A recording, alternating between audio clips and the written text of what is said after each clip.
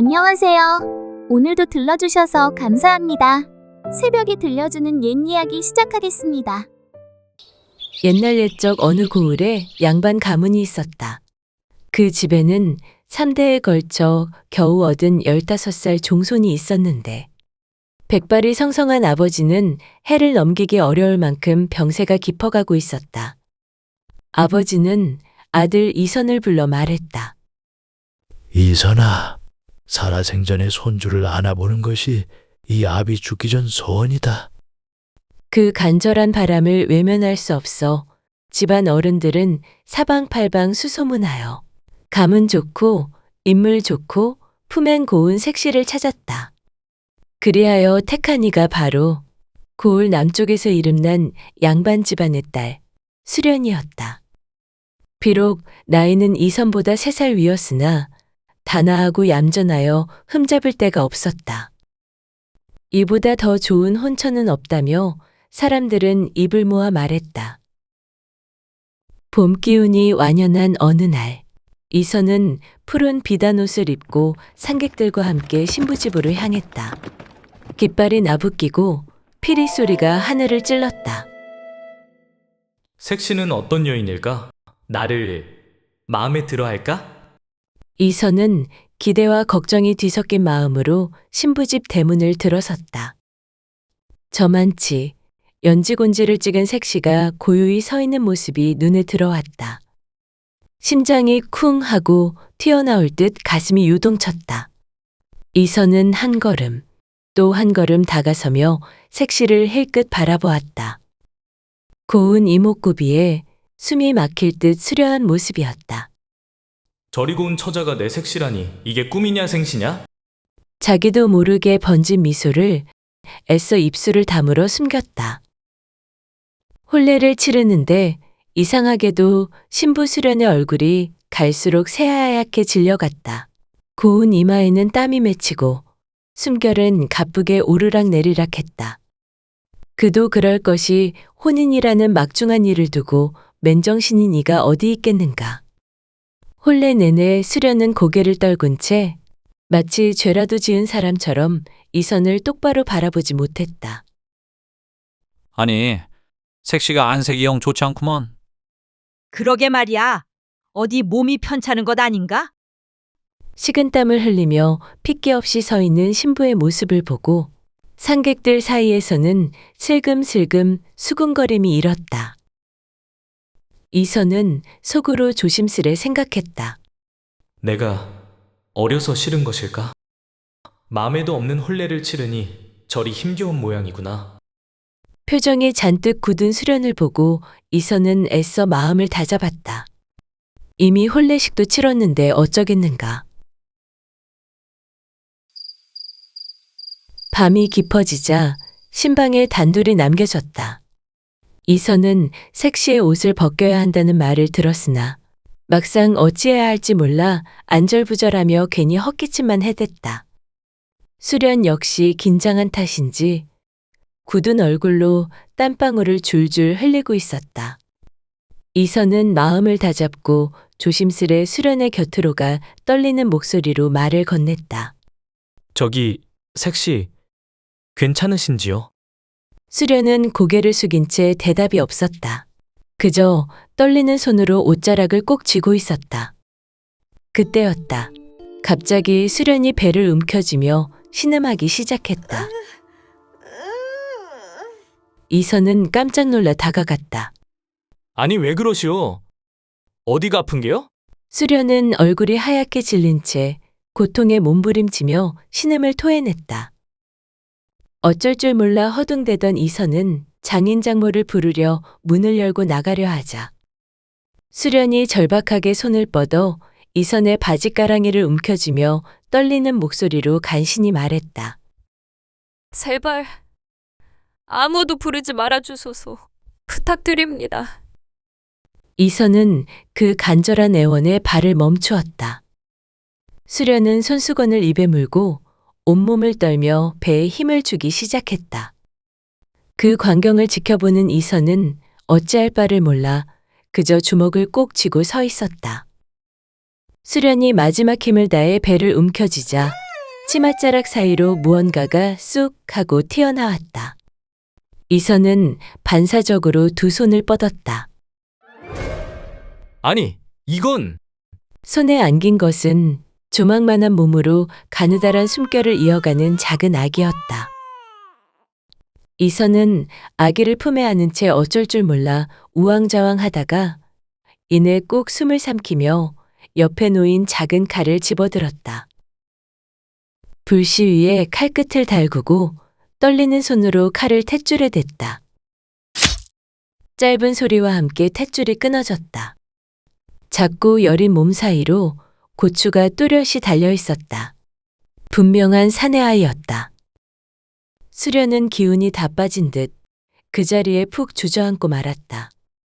체념한 얼굴로 두 눈을 꼭 감더니 눈가에 맺힌 눈물이 주르르 흘러내렸다. 첫날 밤에 갓난 아이라니 기가 막혀도 이보다 더 막힐 수는 없었다.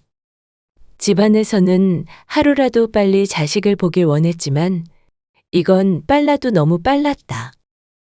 이선은 자리를 박차고 일어나 혼인을 무효로 돌리고 돌아가려 했으나 구슬프게 울고 있는 수련의 얼굴을 바라보니 차마 그럴 수가 없었다. 그대로 등을 돌려 떠나버린다면 이 여인의 앞으로의 일이 불보듯 뻔했다. 고작 15의 어린 신랑에게는 감당하기엔 너무도 벅찬 일이었다. 입술이 파르르 떨리는 수련이 간신히 입을 열었다. 죄송하옵니다. 저는 차마 간이 변명조차 할 낯이 없습니다. 목이 메인 탓에 수련은 말끝을 잇지 못하고 고개를 깊이 숙였다. 사연이야 차차 알게 되겠지요. 어린 신랑의 담담한 말에 수련은 참았던 울음을 숨죽여 터뜨렸다. 그 울음에는 차마 입에 담을 수 없는 깊은 사연이 있으리라. 이선은 온 힘을 다해 아이를 낳고는 금세 숨이 끊어질 듯 창백해진 색시를 바라보았다. 한참을 가만히 지켜보다가 조심스레 몸을 일으켜 방을 나섰다. 이선은 문간까지 걸어가 불이 켜진 안채 쪽을 향해 나직이 불렀다. 장모님, 잠시만 제 말 좀 들어주십시오. 얼핏 잠이 들었던 장모는 깜짝 놀라 몸을 일으켰다. 아니, 이 늦은 밤에 무슨 일인가, 이서방? 장모가 허둥지둥 달려나오자 이선은 머쓱한 얼굴로 웃으며 말했다. 제가 오늘 너무 힘들었는지 허기가 져서 영 잠이 오질 않습니다. 혹 미역국에 따뜻한 밥 한 그릇만 내주실 수 있겠습니까? 미역국? 나 원참? 이 야밤에 웬 미역국인가? 근데 우리 수련이는 어쩌고 있고? 남편이 배가 고프다는데 얘는 뭐 하고 있다니? 장모가 신방 쪽으로 발걸음을 옮기려 하자 이선은 깜짝 놀라 급히 손을 내저었다. 색시도 힘에 겨웠는지 지금 막 곤히 잠이 들었습니다. 깨우기도 미안하여 송구하지만 어머님께 부탁드리는 바입니다. 이선은 머리를 극적이며 머쓱해했고 장모는 첫날 밤에 별일도 다 있다 싶어 고개를 갸웃거리며 부엌으로 발걸음을 옮겼다. 잠시 뒤 따끈한 밥과 맑은 미역국이 신방 앞으로 내어졌다. 고소한 미역국 냄새가 방 안 가득 번졌다. 이선은 맑은 국물에 고슬고슬한 밥을 말아 숟가락으로 한술 떠서 수련의 입가로 가져갔다. 자, 어서 한술 떠보시지요. 많이도 고단하였을 텐데 이거라도 드시고 힘을 내셔야지요. 수련은 붉어진 눈시울로 고개를 끄덕이며 조심스레 국밥을 받아 먹었다. 미역국을 몇 술 삼킨 뒤 간신히 숨을 고르며 떨리는 눈길로 이선을 올려다보았다. 그리고는 기어 들어가는 듯한 목소리로 말했다. 아이를 품은 몸을 숨기고 시집온 이 죄를 어찌 감히 용서받을 수 있겠나이까. 부디 지금이라도 저를 버려주십시오. 이선은 가만히 수련을 바라보다가 나지막히 물었다. 이 아이는 어쩔 셈이오? 그 물음에 수련은 아무런 말도 못하고 고개만 숙인 채 끝내 울음을 터뜨렸다. 이선은 그런 수련을 잠자코 내려다보았다. 아기를 품에 꼭 안은 채 방안을 한참이나 서성이다가 문득 무언가를 결심한 듯 깊은 숨을 내쉬었다. 잠깐 나갔다 오리다. 이선은 수련에게 조심스레 속삭이듯 말하고는 아기를 품에 안고 살금살금 문을 열어 밖으로 나섰다. 새벽 어스름이 깃든 마당을 지나 처가에서 멀지 않은 큰 나무 아래로 향했다. 어둠 짙은 나무 밑 조심스레 포대기를 풀어 아기를 곱게 감쌌다. 그리고는 아기의 작은 이마를 쓰다듬으며 나직이 속삭였다. 아가야, 곧 데리러 올 테니 조금만 기다려라. 아기의 얼굴을 한 번 더 눈에 담고는 다시 신방으로 발걸음을 옮겼다. 이선이 방문을 여는 소리에 누워있던 수련이 힘겹게 몸을 일으켰다. 수련은 창백한 얼굴로 이선을 바라보며 간신히 입을 열었다. 서방님, 아기는 어찌하셨나이까? 아무도 모르게 냇가 옆 큰 나무 아래에 두고 왔소. 수련은 화들짝 놀라며 입을 틀어막았다. 결국 서방님이 버리고 말았구나. 미안하다, 아가야. 수련은 속으로 생각하며 굵은 눈물이 볼을 타고 주르르 흘러내렸다. 나는 곧 본가로 떠날 것이오. 몸이 조금 괜찮아지면 그때 우리 집으로 오시오. 수련은 떨리는 손으로 눈물을 훔치며 고개를 끄덕였다. 닭이 울어대고 새벽빛이 어슴풀에 비치기 시작하자 이선은 아침도 밝기 전에 본가로 돌아가겠다고 서둘렀다.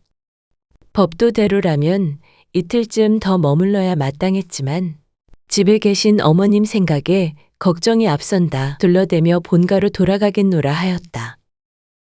아니 왜 벌써 가려고 그러는가? 어머님 몸이 편찮으신 걸 두고 나왔는데 어젯밤 꿈에 어머님 상효가 나가는 모습을 보았나이다. 이선은 힘겹게 말을 이었다. 길은 급하고 색시는 몹시 피곤해 보이니 열흘쯤 뒤에나 보내주십시오. 안쓰러운 표정을 지은 장인과 장모는 별다른 말 없이 고개를 끄덕였다. 이선은 깊숙이 절을 하고 상객들과 함께 본가로 향했다. 큰 길을 지나 냇가에 이르렀을 무렵 이선이 갑자기 걸음을 멈췄다. 저기 나무 아래에서 아이 울음소리가 들립니다. 사람들이 깜짝 놀라 냇가로 내려가 나무 밑을 살펴보니 정말로 포대기에 쌓인 갓난아이가 가냘픈 울음소리를 토해내고 있었다. 세상에나, 누가 이런 어린 것을 여기에 버려두었단 말인가? 그러게 이 일을 어찌하면 좋다나. 상객들은 서로 얼굴을 마주보며 어쩔 줄 몰라 했다. 그때 이선이 조용히 걸어 나와 두 손으로 아기를 품에 꼭 안고 말했다. 이 아이 제가 데려가겠습니다. 상객들이 놀란 눈으로 바라보자 이선은 담담히 말을 이었다. 어찌 이 가여운 아이를 냇가에 버려두고 그저 모른 채 할 수 있겠습니까? 그 말에 모두가 숨을 삼키듯 조용해졌다. 아기는 이선의 품에 안겨 조금씩 울음을 그쳐갔다. 아이를 품에 안고 집으로 들어서는 이선을 본 부모님은 두 눈이 휘둥그레졌다. 아니, 네 색시는 어쩌고? 웬 아이를 안고 들어오느냐? 그러게 말이오. 첫날 밤에 아이가 나올 리도 없을 테고. 당황한 부모님의 물음에 이선은 조심스레 고개를 숙이며 대답했다. 집으로 오는 길에 큰 나무 아래서 이 갓난아이를 발견했나이다. 포대기에 쌓인 채 울고 있는 것을 차마 모른 척할 수 없어 이리 데려왔습니다.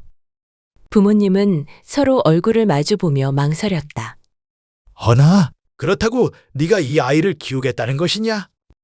이선은 잠시 숨을 골랐다가 차분한 목소리로 말을 이었다. 사실 어젯밤 꿈에 청룡이 제 몸을 감싸며 이 나무 아래로 이끄는 것을 보았습니다. 그 꿈이 하도 또렷하여 마음에 남았는데 정녕 그 자리에서 이 아이를 발견하게 되었으니 이 모든 것이 하늘의 뜻인 듯합니다. 부치는 한동안 말이 없었다. 그러다 이선이 품에 안은 아기를 내려다보며 조용히 말했다. 자손이 귀한 집안이라 네 핏줄은 아니라 하여도 보통 인연은 아닌 듯 싶구나. 말끝에 스며든 아버지의 깊은 한숨에 이선은 가만히 고개를 숙였다. 다만 걱정스러운 듯 어머니가 말을 덧붙였다. 허나 네 색시가 어찌 받아들일지 모르겠다. 이제 막 시집 왔는데 누군지도 모르는 아이를 키우라니 과연 받아들이겠느냐? 잠시 정적이 흘렀다. 그러자 이선이 호기롭게 고개를 들고 말했다. 그건 염려 마십시오. 감히 가장의 뜻을 여인이 어찌 거스르겠습니까? 단호한 대답에 부모님은 서로를 바라보며 눈을 크게 떴다. 아니, 어리다고 걱정했더니만 장가를 다녀오더니 하루아침에 어엿한 사내가 되어 돌아왔구먼. 그러게 말이에요. 어머니는 흐뭇한 듯 고개를 끄덕였고 아버지는 잠자코 미소만 지었다. 그로부터 일주일 뒤 신부 수련이 탄 가마가 이선의 집 앞에 당도했다. 마당으로 나온 시어머니는 안쓰러운 눈길로 며느리를 바라보다가 다정히 물었다. 아이고, 우리 며느리 왔느냐? 이제 몸은 좀 괜찮은 게냐? 수련은 고개를 살짝 숙인 채 기어들어가는 목소리로 대답했다. 네, 어머님. 잠시 머뭇거리던 시어머니는 한참을 망설인 끝에 포대기에 쌓인 아기를 조심스레 내밀었다. 아가, 놀라지 말거라. 이선이가 집으로 돌아오는 길에 큰 나무 아래서 이 아이를 주었다지 뭐냐. 하늘이 주신 아이라며 네 서방이 고집을 부리니 난들 어찌하겠니. 노여워 말고 정이라도 붙여보거라, 응? 시어머니의 손에서 아기를 받아든 수련은 손끝이 사르르 떨렸다. 가슴에 안긴 작은 아이는 제 뱃속에서 낳은 핏줄이 분명했다. 버린 줄만 알고 있던 아이를 자기 자식으로 품어주려 했다니. 생각지도 못한 은혜에 수련은 아이를 꼭 안은 채 이선을 바라보았다. 수련과 눈이 마주친 이선은 조용히 입가에 부드러운 미소를 머금으며 말없이 고개를 끄덕였다. 다시는 품에 안을 수 없으리라 여겼던 아이를 이렇게 다시 안게 되다니. 수련은 참아왔던 눈물을 이기지 못하고 뜨거운 눈물을 주르르 흘려내렸다. 속사정을 알 길 없는 시어머니는 하염없이 우는 며느리의 등을 토닥이며 말했다. 에구, 어쩌냐. 그래, 얼마나 속이 상하면 이리 눈물을 흘리겠냐. 시집 오자마자 네 핏줄도 아닌 아이를 키우라니. 그 후 수련은 시부모를 지성껏 모시고 아기를 정성껏 키워나갔다. 그 정성 덕분이었을까? 이선의 집안에는 웃음과 복이 하루가 다르게 번져갔다. 색시 하나 잘 들이더니 복이 한꺼번에 들어왔구먼. 마을 사람들은 입을 모아 칭찬했다. 수련은 남편 이선을 대할 때도 늘 깍듯이 공경하고 때로는 믿음 가득한 눈길로 바라보았다. 달빛이 고요히 내리 비추는 뜰을 부부는 나란히 거닐었다. 조심스레 발걸음을 옮기던 이선이 달을 바라보다가 문득 입을 열었다. 그날 밤도 참 달이 환했지요. 수련은 놀란 듯 이선을 바라보다가 곧 고개를 숙였다. 이선은 부드럽게 말을 이었다. 이제는 다 지난 일이니 혹시 괜찮다면 저 아이의 사연을 들려주실 수 있겠습니까? 잠시 망설이던 그녀는 조심스레 입을 열었다. 다 저의 행실이 조신하지 못했기 때문이지요. 부끄러울 따름입니다. 보름달 밝은 밤, 강으로 목욕을 나간 일이 있었습니다. 이선은 묵묵히 고개를 끄덕였다. 그때 저를 흠모하던 사촌오라버니가 멀리서 뒤를 따라온 모양입니다. 수련은 말을 잇지 못하고 떨리는 손끝을 꼭 쥐었다. 목욕을 하다 소변이 마려워 잠시 강가로 나왔던 것이 화근이었습니다. 그 틈을 타 오라버니에게 뜻하지 않은 일을 당하고 말았나이다. 그녀의 목소리는 점점 작아졌고 마침내 두 눈 가득 눈물이 고였다. 차마 부모님께도 그 누구에게도 말할 수 없었사옵니다. 모든 죄를 저 하나가 짊어지면 족하다 여겼나이다. 수련은 두 손으로 얼굴을 가리고 서럽게 울음을 삼켰다. 이선은 한참 동안 말없이 그녀를 바라보다 조심스레 수련의 어깨를 감싸 안았다. 시집 가는 날, 이 아이를 품고 서 있는 제 모습이 얼마나 부끄러웠는지 모릅니다. 이리 크나큰 허물을 지닌 몸으로 어찌 감히 서방님 얼굴을 똑바로 바라볼 수 있었겠나이까. 이선은 수련을 다정히 끌어안으며 말했다. 하늘이 맺어준 인연이라 여겼기에 나는 처음부터 그대를 의심하지 않았소. 그대는 이미 나의 아내요. 이 아이는 내 심장에서 낳은 내 자식이요. 서방님만 믿고 살겠나이다. 제 흠을 이렇게 품어주신 은혜 평생 잊지 않겠습니다.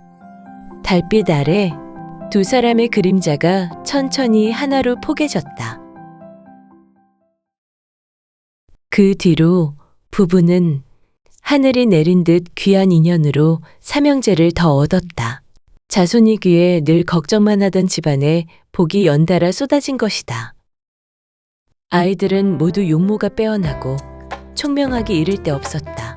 하지만 재주가 뛰어나기로는 역시 맏아들이었다. 세월이 흐른 뒤에는 그 집에서 삼정승 6판서가 났다 하니 사람들은 모두 입을 모아 칭찬했다. 뜰 안을 가득 메운 웃음소리와 자손들이 번창하는 기쁨은 밤하늘의 별빛처럼 반짝이며 끊이지 않았다.